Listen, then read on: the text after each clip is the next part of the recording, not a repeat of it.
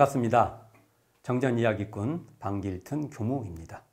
이번 시간에는 이론상 진리절 중에서 선악업보가 끊어진 자리에 대해서 살펴볼까 합니다. 이 말은 결국 선악업보가 끊어진 자리가 하나로 뚜렷한 일원이라는 거예요. 하나로 뚜렷한 일원의 모습이다. 그리고 이것을 다른 말로 일원상이다 이렇게 말합니다. 일원상을 안다. 하나로 뚜렷한 모습인 일원상을 알면요, 선악업보가 뚝 끊어져야 돼요. 우리가 선악업보에서 헤매고 다니면 절대로 일원상의 모습에 들지 못하고요, 이 자리가 일원이다고 우리가 말할 수 없다는 것이죠. 그래서 그러면 선악업보가 뭐냐 이거죠. 말 그대로 선업, 악업의 과보를 선악업보라고 하는데, 선한 행위가 원인되어 좋은 결과를 맺는 거죠. 이것을 선인성과 또는 선인낙과 좋은 과보가 생긴다 이렇게 볼 수 있죠. 또 악한 행위가 원인이 되어 나쁜 결과인 악인 악과 악인 고과, 고통스러운 과가 일어난다는 것이죠. 결국 선악업보가 끊어진 자리는요, 선악의 행위로 규정될 수 없는 자리라는 거죠. 선악이 붙을 수가 없어요, 그 자리에. 대종경 성리품 2장에서 이렇게 말씀하십니다. 사람의 성품이 정한즉 선도 없고 악도 없는 자리다. 이 자리를 결국 무선무악, 선도 없고 악도 없는 무선무악이다 이렇게 말을 하죠. 결국 선이라고 하는 그러한 일체의 것도 그 자리는 붙을 수 없고요, 악이라는 것에 의해서 오염될 수 없는 자리가 바로 선악업보가 끊어진 일원상이라는 거죠. 바로 하나로 뚜렷한 일원의 자리라는 겁니다. 이 자리는요, 결국 아무리 우리가 선한 행위를 많이 했다고 해서 그 자리가 증강되는 자리도 아니고요, 더 막 생기는 자리도 아니에요. 또 아무리 악한 행위를 막 많이 했다고 해가지고 그 자리가 소멸되는 자리도 아닌 겁니다. 그러니까 선악에 물들고 한정되는 그런 업보로 이렇게 한정되어 버리는, 업보로 규정되어 버리는, 업보로 한계 지키게 되는, 업보로 오염되는, 업보로 전락되는 그런 자리가 아니고 업보가 끊어진 자리다 이렇게 말할 수 있는 것입니다. 대종경 청두품 5장에서 이 자리 이렇게 말합니다. 부처와 중생도 없다. 그렇죠. 이 자리는 부처랄 것도 없죠. 또 중생이랄 것도 없는 자리입니다.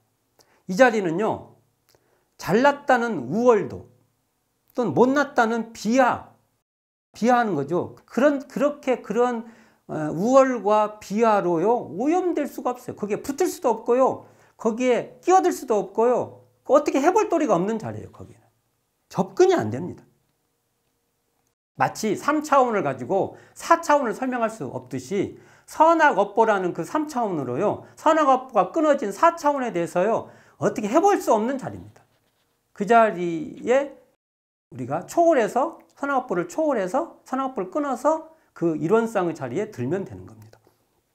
선악업보가 끊어진 자리에 관련된 이야기가 있습니다. 선종의 6조인 해능과 해능의 이야기인데요. 5조 홍인대사한테 법을 받죠.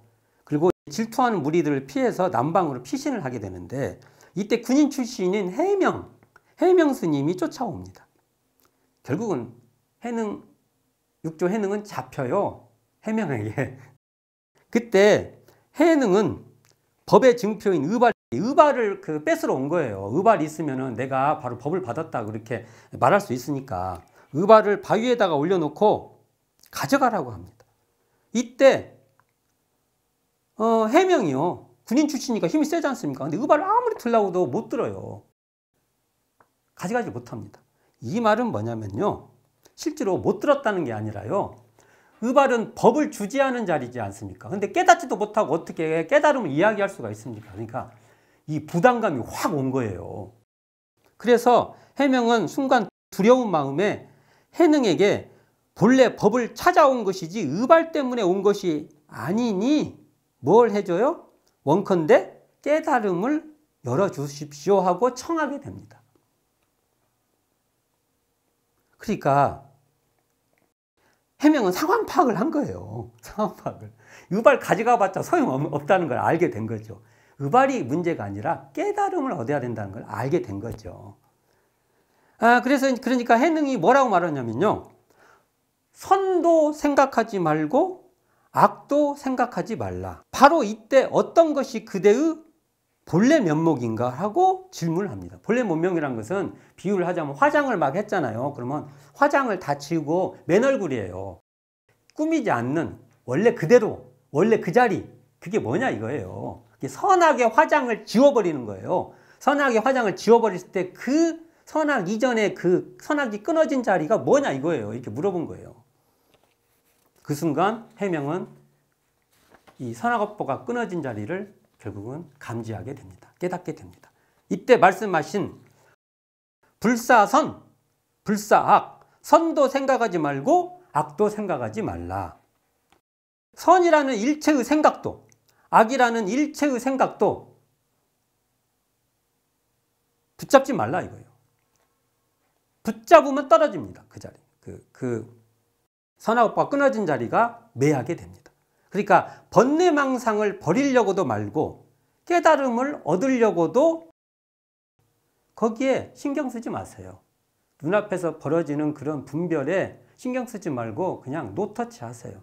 그 가치로 따지면 그것이 거기에 가치가 없어요. 그것은 돈을 버는 사람한테는 거기는 돈 벌 곳이 아니에요. 거기다 투자하면 망해요. 거기는 투자할 곳이 못 돼 하고 무관심하는 거예요. 가치를 안 둬요. 그리고 투자할 때는 어디? 바로 여기. 이 자리다. 이렇게 이제 오는 것이죠. 그래서 선악이라는 경계에 끌려가지 말고 단지 그 배경으로 있는 자리에 안주해라는 것이죠.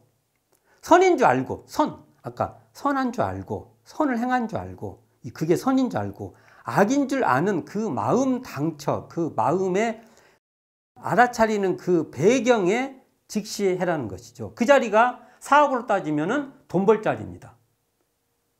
가치가 창출되는 자리예요. 그 자리는 선악이 없습니다. 청정한 알아차림만 흐르는 자리입니다. 이 자리에는요, 선이라는 흔적도 없습니다. 만일 이 자리에 본래부터 선이 있다고 하면은요, 이렇게 선인 줄 알아차릴 수가 없습니다. 그러니까 그 자리는 선으로 오염되지 않는 자리입니다. 오염될 수 없는 자리입니다. 또는 그 자리는요, 악이 본래 있는 자리가 아니에요. 만약 악이 본래부터 있다고 하면 우리는요, 악에서 벗어날 수가 없어요. 본래부터 계속 악이 있는데 무슨 수를 써도 계속 악인데요. 그래서 이 자리는 본래 악에 물들지 않는 자리이기에 참회문에서 이참이 가능한 겁니다. 이치로서 참회할 수 있는 거예요. 그 자리를 이렇게 깨달아서 바로 죄악에서 벗어날 수 있다는 것입니다. 이 자리는요, 원래 죄의 본성이 텅 빈 공한 자리이기 때문입니다. 자성의 해광이 바라면 바로 자성의 우리의 본래 마음의 그 마음에 아까 선악으로 물들지 않는 그 마음 바탕 자리를 우리가 드러내면 그곳에는요, 그곳에 어느 곳이 됐든지 내외가 됐든지 이곳이 됐든지 저곳이 됐든지 위가 됐든지 아래가 됐든지 원래 그런 자리도 없어요. 그 자리. 그러나 하여간 그 자리 어느 곳에도 털끝만한 죄상도 찾아볼 수 없는 자리입니다. 고도 고가 아니고요, 죄도 죄가 아닌 어떤 업보에도 물들지 않는 자리가 바로 그 자리고, 그 자리가 선악 업보가 끊어진 자리라는 것입니다. 선인 줄 알고 악인 줄 아는 이 자리에는 선악이 없습니다. 과보를 일으키는 원인인 선악이라는 분별이 없으므로 받을 업보도 없는 거예요. 그냥 끊어지는 겁니다.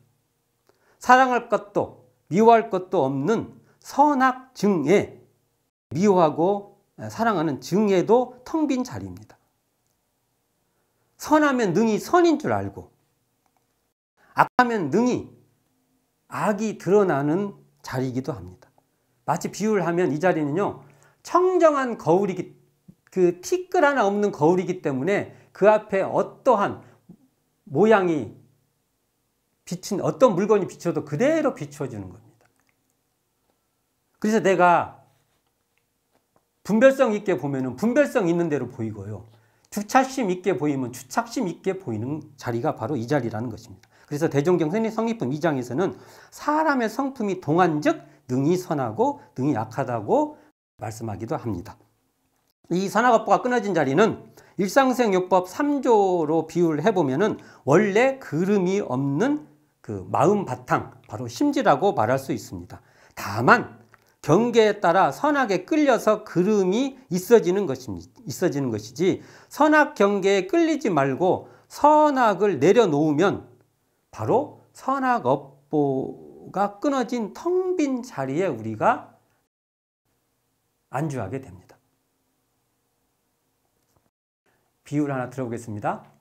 돼지 엄마와 관련된 동화가 있어요. 돼지 엄마가 소풍을 가는데 자식을 셌어요. 처음에 떠나기 전에는 본인도 세서 이렇게 쉬어봤어요. 그래서 전체 토탈 10이다. 10이다 했는데 소풍을 가서 점심을 먹고 숫자를 쉬어보니까 계속 한 명이 비어요. 왜 숫자 하나가 빕니까? 자신을 빼놓고 셌기 때문이죠. 여기서 중요한 것이 세고 있는 자신을 감지해야만 된다는 겁니다. 그 숫자를 세고 있는 자신을 감지하는 자리가 바로 그 자리가 텅 비어서 청정한 선악업보도 끊어져 버린 자리라는 것입니다. 한번 우리가 선악업보가 끊어진 자리를 우리가 한번 시험해 봅시다. 이 자리에서. 제가 지금 강의를 하고 있죠. 강의를 하고 있는 이 모습을 듣기도 하시고 보고도 계시죠. 근데 이 강의를 듣고 있고 강의를 보고 있는 이 자리에 본래 이 자리가 선합니까? 이 자리가 본래 악합니까? 한번 돌이켜보는 거예요. 이렇게 돌이켜보는. 강의를 듣는 자리에 본래부터 잘났다 못났다라는 선악업보가 본래부터 있는 것입니까? 한번 돌이켜보면 이 자리는 분명히 선도, 악도, 업보도 붙을 수 없는 바로 텅 비어서 청정한 자리입니다. 그래서 선이다, 악이다, 업보다, 선악 업보가 그냥 끊어져 버리는 자리입니다. 이 자리가 선악간에 아무리 어떠한 선악간에도 항상 선악 업보가 끊어진 자리가 흐르고 있습니다. 설사 내가 잘났다고 해도 그 선악업보가 끊어진 자리가 흐르고 있고요. 나를 못났다고 해도 선악업보가 끊어진 자리가 흐르고 있는 것입니다. 그러면 우리는 그 일원쌍자리, 그 선악업보가 끊어진 그 일원쌍자리에는요, 바로 부처도 마구니도 없는 자리가 됩니다. 잘났건 못났건, 잘났다고 하든 못났다고 하든 어떠한 분별이 생기든 그 본질은 한 자리입니다. 어떻게 한 자리냐? 선악업보가 끊어진 자리로서 한 자리가 항상 있는 것입니다. 이 자리를 우리는 하나로 뚜렷한, 그렇죠. 그게 분별이 없잖아요. 그러니까 하나로 뚜렷한 일원쌍이라고 우리는 말하고 있는 겁니다. 소태산 대종사께서는 그 자리가 바로 일원쌍이야 하고 우리에게 한번 확인해봐, 돌이켜봐. 내가 선하다고 악하다는 마음이 들 때마다 한번 돌이켜서 확인해봐. 거기는 선악업보가 끊어졌어. 계속 일원쌍으로 우리에게 보여주고 계신다고 말할 수 있습니다. 오늘은 일원쌍 진리 중에서 선악업보가 끊어진 자리에 대해서 살펴보았습니다. 감사합니다. 지금까지 정전이야기꾼 방길튼 교무였습니다.